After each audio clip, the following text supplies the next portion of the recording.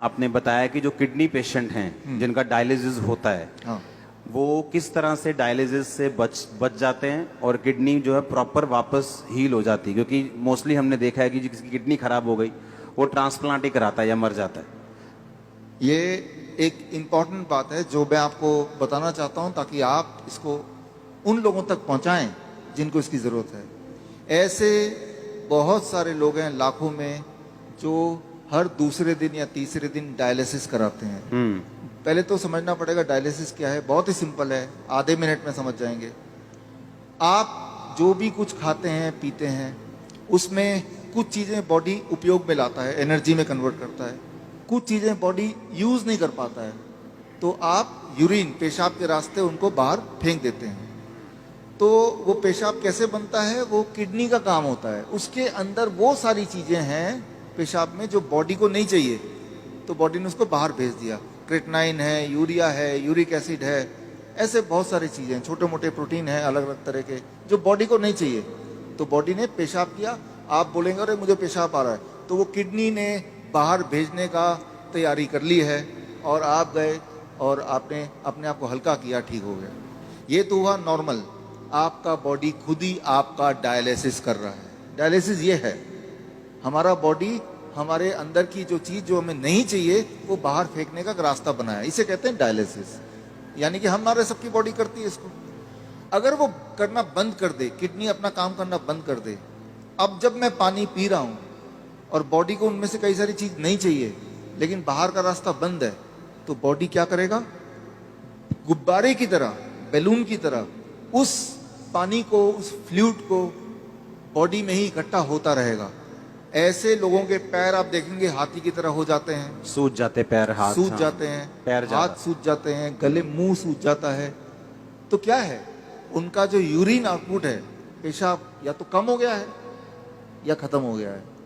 अगर आपसे बोलें कि एक दिन बिना पेशाब किए रहना है, इम्पॉसिबल, कितना दर्दनाक हो सकता है। और ऐसे लोग फिर मशीन की मदद लेते हैं।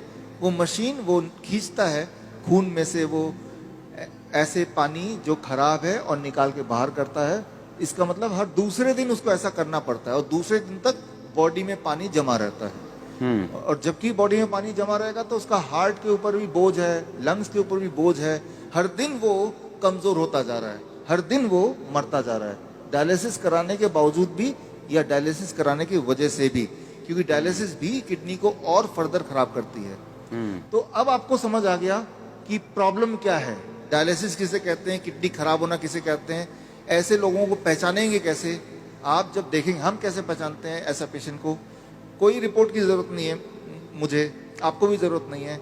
आप सिर्फ ऊपर से नीचे देखेंगे, अगर पैर हाथ में सूजन है थोड़ा बहुत भी, तो समझ लीजिए कि किडनी फेलियर की तरफ आप बढ़ चुके हैं। लेकिन घबराने की बात नहीं है।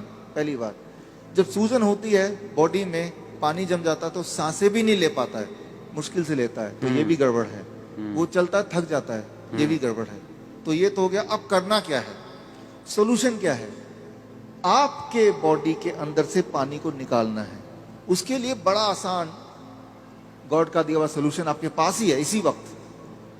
तीसरा kidney, third kidney. Third kidney किसे कहते हैं, आपका स्किन, सबसे बड़ा बॉडी का ऑर्गन। आपके स्किन में देखेंगे छोटे छोटे छेद हैं, है ना। तो ये जो छेद हैं, ये छेद से पसीना निकलता है। आप पसीने का एक बूंद लीजिए, पेशाब का एक बूंद लीजिए, दोनों को लैब में ले जाइए। अब पूछिए कि इसमें क्या है। पेशाब के एक बूंद में क्रेटनाइन, यूरिया, यूरिक एसिड, वो सारा कुछ मिलेगा जो पसीने के एक बूंद में मिलेगा। अच्छा, हाँ, यानी कि पसीना और पेशाब सेम है, अलग अलग नहीं है, बिल्कुल सेम है। केमिकल कॉम्पोजिशन दोनों का सेम है, उसमें भी सोडियम है, उसमें भी सोडियम है, उसमें भी पोटेशियम, उसमें भी पोटेशियम है। आपका पसीना एक तरह से बॉडी का पेशाब का ही एक और फॉर्म है। आपका जो स्किन है, ये भी भगवान का बनाया हुआ इमरजेंसी किडनी है, इमरजेंसी किडनी। तो उस इंसान का जिसके दोनों किडनी खराब हो गए, अब क्या करेंगे, ये जो स्टेपनी है, मैं इसको स्टेपनी बोलता हूँ। आपकी गाड़ी का एक टायर पंचर हो गया, आप स्टेपनी यूज करते ना, तो हम बोलते हैं कि ये स्किन को यूज कर लो, स्किन से बाहर निकाल दो। अब सवाल आता है स्किन से कैसे निकालें। स्किन से निकालने के तरीके, अभी बाथटब का वीडियो प्लीज चला दें। ओके, चलाओ वीडियो बाथटब का। हमारे हॉस्पिटल में, हिम्स हॉस्पिटल है, डेरा बसी में है, अभी जलंधर में भी खुल गया है। आप देखिए यहाँ पे वीडियो, ये जो लोग आप देख रहे हैं ये पानी के टब में बैठे हुए हैं। पानी का टेम्परेचर याद रखिएगा 40 डिग्री सेल्सियस पे है। पानी गले तक है। गले तक पानी अगर हो, उसका टेम्परेचर अगर 40 डिग्री सेल्सियस मेंटेन कर पाए और ये लोग अगर 2 घंटे बैठ पाए तो 2 घंटे के अंदर 2 घंटे सुबह शाम के एक बार या फिर 1-1 घंटा 2 बार। अच्छा, ऐसा करने से, ये सारे किडनी पेशेंट हैं, ये वो पेशेंट हैं जो हर दूसरे तीसरे दिन डायलिसिस कराने जाते थे, लेकिन अब वो जाते नहीं हैं। क्यों? क्योंकि वो अब ऐसा करते हैं, इससे उनकी तीसरी किडनी से वो सारा जो मल है जो पेशाब के रास्ते नहीं निकल पा रहा था वो निकल जाता है। पहली बात। दूसरी बात, और ऐसे टब में, कोई भी टब में बैठ जाना है, कोई भी टब में, कोई भी टब हो, और उसमें जो पानी है उसे 40 डिग्री पे ही रखना है। 40 डिग्री पे रखना है। और नापना कैसे? थर्मामीटर से। थर्मोमीटर आप 150-200 रुपए का मिल जाएगा। पानी नापने वाला जो पानी नापने वाला स्पेशल थर्मामीटर, स्पेशल थर्मोमीटर 150-200 में मिल जाएगा। हाँ, कहीं उसको चेक करते रहना कि वो 40 डिग्री पे मेंटेन रहे। अगर कम हो गया गर्म पानी डाल लेना है, गर्म पानी डाल देना, 2 घंटे बैठना है। 2 घंटे बैठना है। ये टेम्परेरी सोल्यूशन है कि किडनी हील भी होगी? इसमें मैं आता हूँ। हाँ, ये किडनी हील होगी, लेकिन कैसे? 2 चीज होगा उसके साथ। आप अगर ये करेंगे तो एक्सपेरिमेंट करने के लिए उस इंसान का पहले आप बोलिए कि वजन करे, क्योंकि वजन में वो अंदर पानी है। 2 घंटे बाद दोबारा वजन करेंगे तो आधा किलो, 1 किलो, 1.5 किलो वजन कम मिलेगा। मतलब बाहर आ गया, वो बाहर आ गया। पहली बात।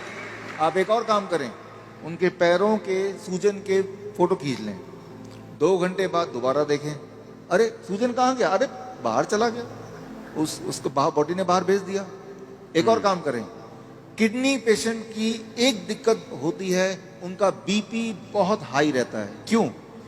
गुब्बारे को जैसे फुलाएंगे तो प्रेशर बढ़ गया ना, तो बॉडी भी तो गुब्बारे की तरह फूल रही है, पानी अंदर डल डल के, तो प्रेशर बढ़ता जा रहा है।